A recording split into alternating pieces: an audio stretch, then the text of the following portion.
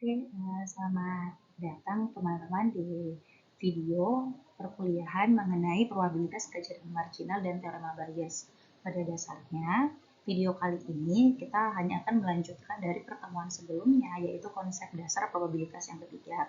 Namun yang karena kemarin belum selesai gitu ya, maka untuk selanjutnya kita lanjutkan dengan video. Nah, untuk hari ini kita akan membahas terkait probabilitas kejadian marginal yang selanjutnya akan dilanjutkan dengan teorema Bayes. Nah, kenapa kita mulai dari kejadian marginal? Karena kejadian marginal ini tuh pada dasarnya menjadi basis dalam kita menghitung probabilitas dengan dasar teorema Bayes selanjutnya.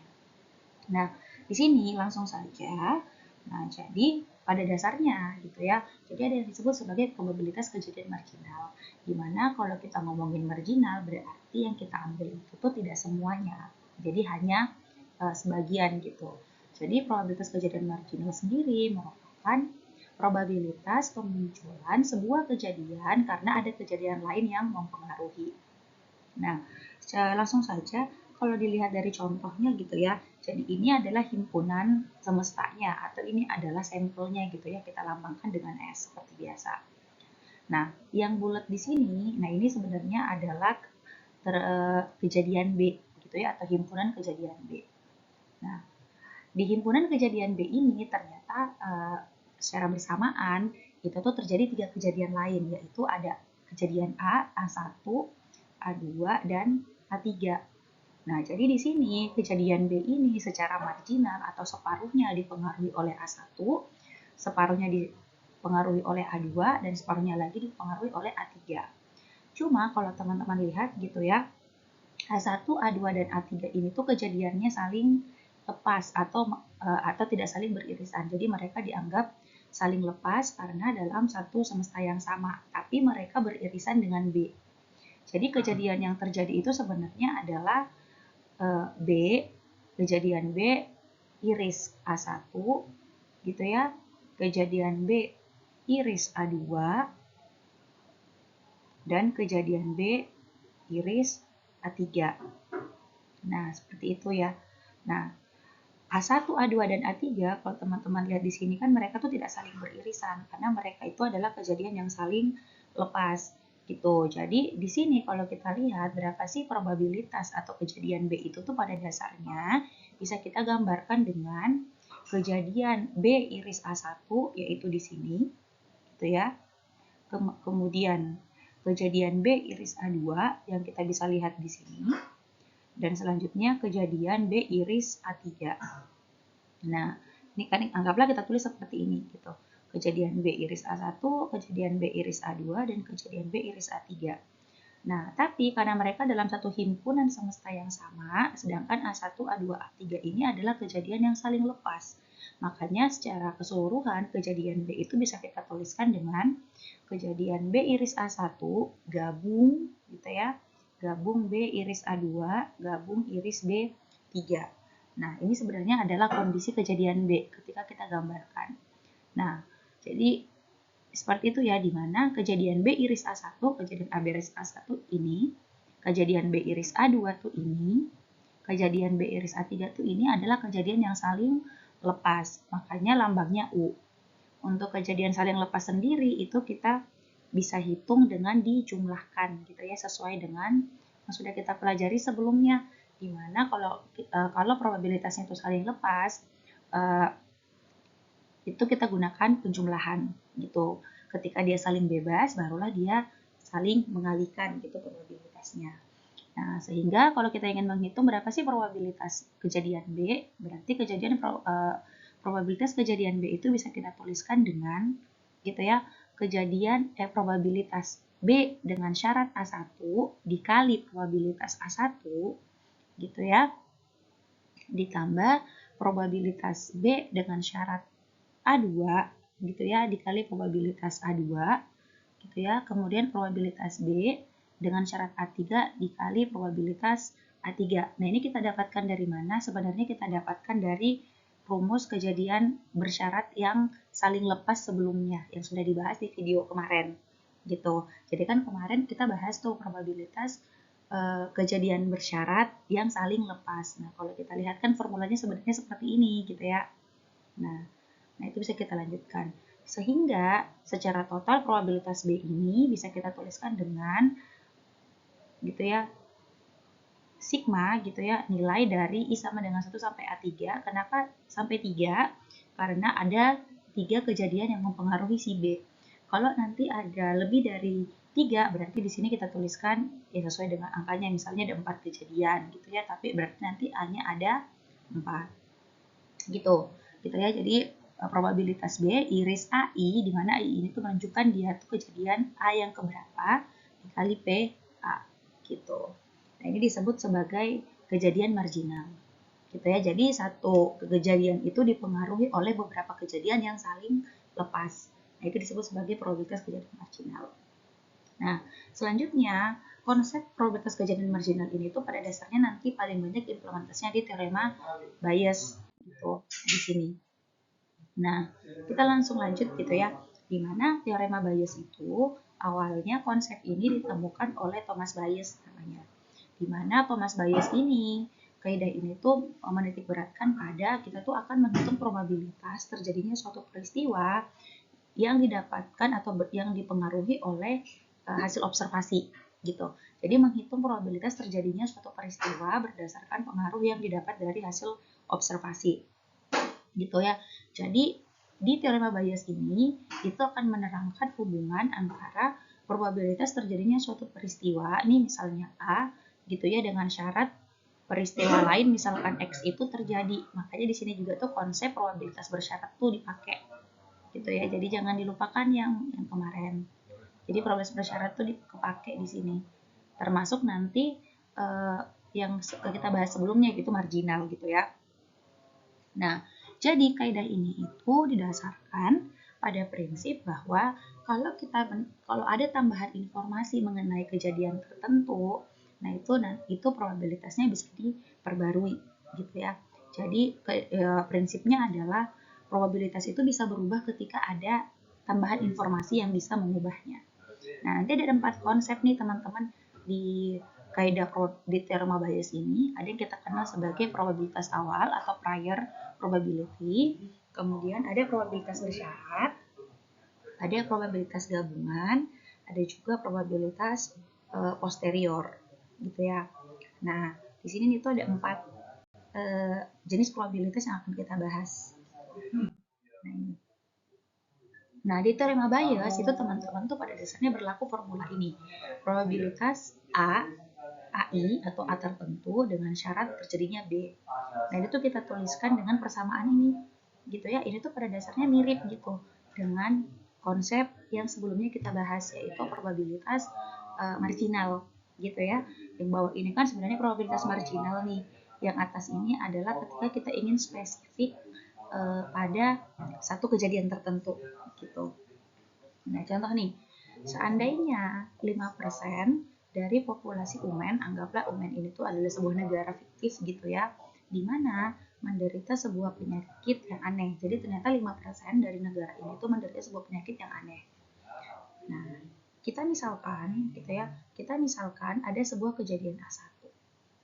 Di mana kejadian A1 ini itu adalah kejadian dia menderita penyakit gitu. Kejadian menderita penyakit. Nah, sedangkan A2 itu adalah kebalikannya, yaitu tidak menderita penyakit. Gitu ya. Nih. Jadi A1 itu adalah kejadian mereka menderita penyakit, kejadian A2 adalah tidak menderita penyakit. Nah, jadi kita tahu misalnya kita milih satu orang dari Umen itu secara acak, berarti setiap individu itu mereka punya kemungkinan atau mereka tuh punya probabilitas menderita penyakit sebesar 5%. Gitu ya, atau 0,05. Sehingga bisa kita tuliskan bahwa probabilitas seseorang menderita penyakit gitu ya, adalah 0,05. Nah, ini disebut sebagai probabilitas awal karena probabilitas ini tuh kita dapatkan dari teori yang sudah ada atau dari informasi yang sudah ada gitu ya. Jadi bukan kita ambil dari pengamatan kita sendiri, tapi dari teori atau dari informasi yang sudah ada gitu. Nah, berdasarkan informasi yang sudah ada, entah itu beberapa tahun sebelumnya, ternyata didapatkan bahwa ada 5% nih masyarakat menderita penyakit tertentu. Nah, sehingga kalau kita misalnya menilai satu orang atau mengambil satu orang secara acak, itu tuh kemungkinan dia terkena penyakit itu adalah 5% gitu ya. Nah, ini kita lambangkan dengan A1. Nah, berarti gitu ya. Nah, ini disebut sebagai probabilitas awal, di mana belum ada jadi probabilitas awal ini kita dapatkan dari teori atau informasi terdahulu gitu ya. Jadi bukan didapatkan dari pengamatan kita sendiri atau dari empiris gitu. Jadi kalau empiris itu tuh kita amatin sendiri gitu ya ceritanya. Nah, kalau kita tahu bahwa probabilitas orang yang terkena penyakit itu adalah 0,05, berarti dengan konsep yang pernah kita bahas yaitu probabilitas kejadian saling komplementer gitu ya, berarti probabilitas orang nggak kena penyakit itu adalah 1 dikurang 0,05 atau 0,95. Nah, ini adalah probabilitas awal yang kita miliki gitu ya. Nah, selanjutnya gitu ya, kita akan melakukan pengamatan sendiri. Kita akan melakukan sebuah diagnosis sendiri gitu ya. Jadi terdapat suatu diagnosis untuk menemukan penyakit tertentu, tapi ternyata teknik ini tuh nggak terlalu akurat gitu. Jadi ada kejadian baru nih yang terjadi. Anggaplah kita lambangkan dengan kejadian B, di mana kejadian B ini adalah diagnosis menunjukkan adanya penyakit. Jadi ini tuh pengamatan yang kita lakukan, jadi pendekatan empiris yang kita lakukan. Sedangkan yang tadi itu adalah kejadian yang teoritis gitu atau informasi yang sudah ada. Gitu. Anggaplah gitu ya, pembuktian sejarah menunjukkan bahwa kalau seseorang terkena penyakit gitu ya, ini kan tadi seorang terkena penyakit kita lambangkan A1 gitu. Ternyata jika seseorang menderita penyakit, maka probabilitas diagnosisnya akan mengindikasikan adanya penyakit itu adalah 0,9 gitu. Ini adalah kejadian B. Nah, berarti ketika kita tuliskan, berarti tulisannya itu adalah probabilitas B dengan syarat A1. Jadi, kalau dia itu beneran menderita penyakit, maka probabilitas diagnosisnya adalah 0,9. Nah, gitu. Misalnya kita anggap gitu ya, terdapat probabilitas juga bahwa seseorang yang tidak menderita penyakit, nah yang tidak menderita penyakit ini sebelumnya kita lambangkan A2 gitu.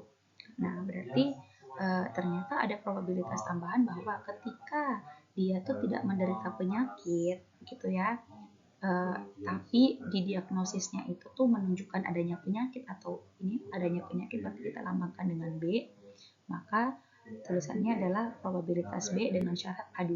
Ini nilainya 0,15 gitu. Jadi ada tambahan informasi dari diagnosis. Nah, pertanyaannya adalah apakah yang 0,05 tadi itu berubah apa enggak setelah ada diagnosis ini gitu. Jadi ada penemuan baru nih, ada cara baru untuk mendeteksi penyakit beneran apa enggak itu menggunakan diagnosis gitu ya. Nah, di sini maksudnya adalah orang yang sebelumnya menderita penyakit ketika didiagnosis beneran ada penyakit itu probabilitasnya 0,9. Nah, ternyata orang yang sebelumnya dinyatakan tidak menderita penyakit tapi ketika didiagnosis ulang itu ternyata ada penyakit, nah itu probabilitasnya berubah menjadi 0,15 gitu. Nah, ini disebut sebagai informasi tambahan. Nah, misalnya nih, kita pilih satu orang secara acak gitu ya, kemudian kita diagnosis gitu. Nah, hasil diagnosisnya menunjukkan bahwa dia itu tuh menderita penyakit. Nah, kalau diagnosis dia menderita penyakit gitu ya, itu kan tadi B ya. Kalau yang diagnosis itu kan B gitu. Menunjukkan beneran ada penyakit apa enggak gitu ya. Dari diagnosis itu kita lambangkan B. Berapakah probabilitas orang itu sebenarnya menderita penyakit tersebut? Nah, berarti probabilitas yang kita ingin ketahui itu adalah probabilitas dia menderita penyakit adalah A1 ketika diagnosisnya itu menderita penyakit atau B gitu ya. Atau ini juga bisa kita kita maksudkan adalah bahwa probabilitas dia beneran sakit ketika hasil diagnosisnya itu positif ada penyakit gitu ya. Jadi maksudnya adalah probabilitas menderita penyakit setelah ada diagnosis positif. Nah, ini yang disebut sebagai probabilitas posterior, karena probabilitas posterior itu diperbaiki karena adanya tambahan informasi dari diagnosis. Sedangkan yang sebelumnya, yang paling awal tadi, itu tuh menderita penyakit itu bukan dari hasil diagnosis, tapi dari informasi yang dulu-dulu. Seperti itu. Nah, akhirnya probabilitas A1-nya itu jadi berubah, ya kan? Karena udah ada diagnosis yang sebelumnya nggak ada. Gitu. Gitu ya. Jadi kan yang ingin ditanyakan kan probabilitas A1 gitu ya. Dia beneran menderita penyakit ketika dia didiagnosis ada penyakit. Nah, kita bisa menggunakan pendekatan teorema Bayes gitu ya. PA1 dikali probabilitas B dengan syarat A1 gitu ya. Tadi probabilitas A1 itu adalah 0,05.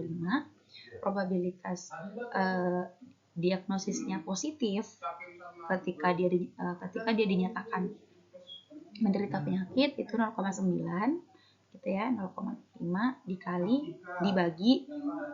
dibagi PA1 gitu ya. Nah, ini adalah probabilitas tidak terkena penyakit gitu. Nah, kita masukkan ke dalam formula ini sehingga dihasilkan probabilitas dia beneran menderita penyakit ketika diagnosisnya itu positif adalah 0,24. Jadi tadi berubah, yang awalnya penderita penyakit itu cuma 0,05 gitu ya. Sekarang diperbaiki karena ada diagnosis sehingga probabilitasnya naik menjadi 0,24. Nah, di sini tuh sebenarnya bisa kita lihat bahwa probabilitasnya orang tuh menderita penyakit kalau memang ketika didiagnosis hasilnya positif itu tuh ternyata kemungkinan dia beneran menderita penyakit itu naik 5 kali lipat dari 0,05 menjadi 0,24 seperti itu. Nah, ini ketika kita petakan atau tabulasi itu muncul seperti ini gitu ya. Nah, ini mungkin contoh nih yang paling sederhana gitu ya. Ini contoh sederhana implementasi teorema Bayes.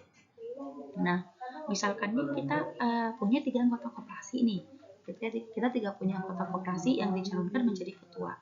Ada 3 orang, ada Pak Ali, ada Pak Badu, ada Pak Cokro. Nah, di sini masing-masing orang itu tuh ketika terpilih mereka tuh punya peluang kenaikan yuran. Kalau Pak Ali terpilih kemungkinan yuran yang naik itu adalah 0,8. Kalau Pak Badu itu 0,1. Kalau Pak Cokro 0,4. Berapakah peluang yuran akan naik? Gitu ya. Kalau peluang yuran akan naik yang ditanyakan berarti itu sebenarnya yang kita hitung adalah probabilitas marginal gitu. Karena anggaplah A itu adalah orang yang terpilih menaikkan yuran gitu ya. Ini tuh yuran naik gitu ya, kejadian A. Nah, kemudian ketika Pak Ali terpilih itu kita anggap adalah kejadian B1 gitu ya. Kalau Pak Badu terpilih adalah B2, kalau Pak Cokro yang terpilih adalah B3. Nah, kalau ditanyakan berapakah peluang yuran akan naik gitu ya, berarti yang ditanyakan adalah probabilitas marginalnya berapa gitu. Nah, di sini ya udah kita petakan A itu adalah peluang naiknya yuran gitu. Nah, kalau B1 itu adalah Pak Ali, kalau Pak Ali yang terpilih, B2 itu Pak Badu yang terpilih, B3 itu ketika Pak Cokro yang terpilih. Nah, probabilitas Pak Ali yang terpilih itu adalah 0,3, ya kan? Probabilitas Pak Badu yang terpilih itu adalah 0,5. Probabilitas Pak Cokro yang terpilih itu adalah 0,2. Nah, di sini probabilitas yuran naik gitu ya, PA, probabilitas yuran naik kalau Pak Ali yang terpilih itu 0,8, probabilitas yuran naik kalau Pak Badu yang terpilih itu 0,1, probabilitas yuran naik kalau Pak Cokro yang terpilih itu adalah 0,4 gitu. Nah, udah ada nih. Nah, sekarang kita cek berapa sih probabilitas yuran akan naik. Nah, pada dasarnya nih, teman-teman gitu ya, kita tinggal masukkan dia dan tanyakan kan sebenarnya PA-nya. Berapa probabilitas yuran naik. Di sini kita bisa menggunakan probabilitas marginal tadi, gitu ya. PB1 dikali PAB1 ditambah PB2 dikali probabilitas AB2 tambah probabilitas B3 dikali PAB3 gitu. Tinggal kita masukkan nih nilai-nilai yang sudah kita identifikasi sebelumnya. Gitu. Di sini didapatkan bahwa ternyata probabilitas yuran naik itu adalah 37%. Siapapun yang terpilih. Gitu. Siapapun yang terpilih, ternyata probabilitas yuran naik itu adalah 0,37 atau setara dengan 37%. Nah, semisal nih kita udah tahu nih yurannya naik gitu ya. Berapakah peluang bahwa Pak Cokro yang terpilih jadi ketua? Berarti di sini dan kalau yang menjadi syarat adalah yurannya sudah naik, berarti kalau Pak Cokro kan tadi itu kita lambangkan sebagai B3 ya. Berarti probabilitas B3 dengan syarat yurannya sudah naik gitu. Berapa sih probabilitasnya Pak Cokro terpilih? Nah, ini kalau ditanyakan seperti ini kita bisa menggunakan teorema Bayes. Probabilitasnya Pak Cokro tadi gitu ya yang menjadi ininya pembilangnya yang di atas PB3 dibagi PAB dikali probabilitas A dengan syarat B3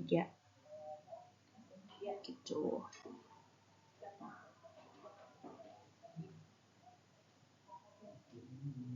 Oke. Nah, di sini kemudian langsung kita bagi dengan hasil yang tadi gitu ya, hasil yang tadi sudah kita hitung. Nah, itu adalah probabilitas Pak Cokro terpilih menjadi ketua dengan menggunakan teorema Bayes. Nah, kalau ditanyakan probabilitas keseluruhan, nah itu berarti kita menggunakan probabilitas yang marginal gitu. Makanya dua hal itu tuh sebenarnya sama gitu ya atau bersaling berkesinambungan. Nah, mungkin seperti itu teman-teman penjelasan mengenai probabilitas marginal dan teorema Bayes, semoga dapat dipahami. Nah, selanjutnya silakan dikerjakan kuis nomor 4 gitu ya, yang kemarin belum sempat dikerjakan di kelas. Seperti itu mungkin kita cukupkan. Selamat siang. Assalamualaikum warahmatullahi wabarakatuh.